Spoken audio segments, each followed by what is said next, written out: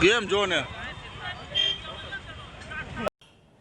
અતિશય દુઃખદ સમાચાર મળ્યા. રાજકોટના ગેમ ઝોનમાં આગ લાગી અને 24 વ્યક્તિઓના આથી સુધી મૃતદેહ મળી ચૂક્યા છે. એટલે 24 વ્યક્તિઓએ જીવ ગુમાવ્યો છે. હજી કદાચ આંકડો વધે એવી સંભાવનાઓ પણ તંત્ર દ્વારા વ્યક્ત થઈ રહી છે. મને અત્યંત દુઃખ છે. આને રાજકીય રીતે લેવાની જરૂર નથી. માણસના જીવથી વધારે કિંમતી દુનિયામાં કોઈ વસ્તુ ના હોઈ શકે.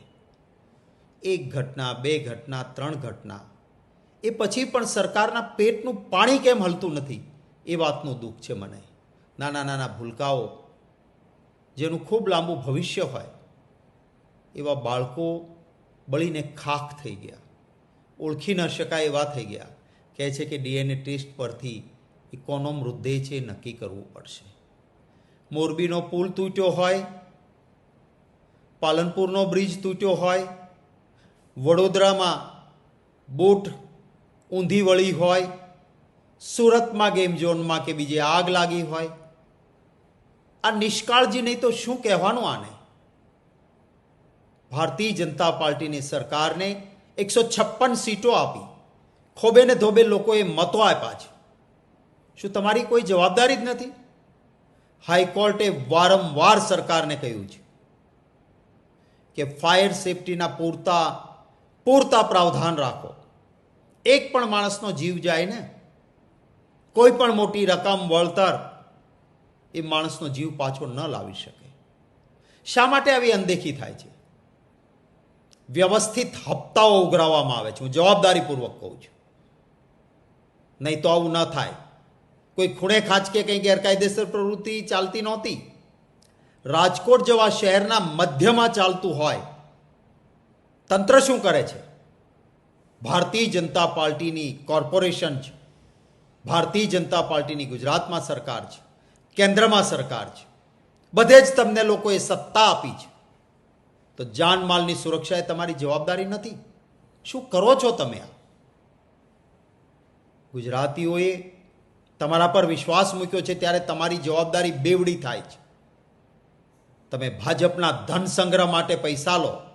82 અબજ 52 કરોડ રૂપિયા ભાજપ પાસે ઓફિશિયલ ધન સંગ્રહનો આંકડો જાહેર થાય.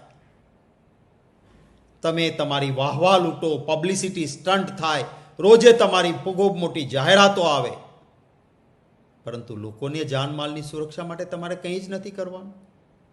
અત્યંત દુઃખ સાથે કહું છું, હજી જાગો. એક પણ વ્યક્તિનું જીવન એ અતિશય કિંમતી છે, અમૂલ્ય છે, કોઈ મૂલ્યમાં ના આંકી શકાય. સરકાર આટલી ઘટનાઓ પછી પણ આંખ આડા કાન કરીને બેઠી છે.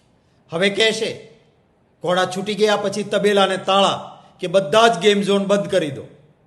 હવે ફાયર સેફટી હશે, કાયદેસર ચાલતું હશે, એ બંધ કરશો થોડા દિવસ, પાછા હપ્તા લઈને ફરી પાછું એ જ ધંધો ચાલુ થશે. મહેરબાની કરીને એક જવાબદાર લોકશાહીની સરકાર તરીકે આ સરકાર વર્તે એવી આશા રાખું છું. જે વ્યક્તિઓએ, જે પરિવારોએ પોતાના પરિવારના સભ્યો ગુમાવ્યા છે, કોંગ્રેસ પક્ષ તરફથી અને વ્યક્તિગત રીતે એમના દુઃખમાં હું ભાગીદાર થાઉં છું. મારા તરફથી આ દિવ્યગંત આત્માઓને શોકાંજલિ અર્પણ કરું છું. એ નાના બાળકોનો કોઈ ગુનો નહોતો, એ પરિવારનો કોઈ ગુનો નહોતો. તો સરકારના ભરોસે ગયા હોય કે ગેમ ઝોન ચાલે છે ને, બધું કાયદેસર હશે, અમે સુરક્ષિત રહીશું, એમ માનીને વેકેશનમાં એ બાળકો ગયા હોય, એને જીવ ગુમાવ્યો. શું નૈતિકતાના આધાર પર આ સરકારે કંઈ સ્વીકારવાનું છે કે હજી ઠીકરા કોક ઉપર જ ફોડવાના છે? મને ખબર નથી પડતી. કમસે કમ ઈશ્વરનો તો ડર રાખો, એટલું જરૂર કહીશ. દિવ્યગત આત્માઓને મારા તરફથી શ્રદ્ધાસુમન.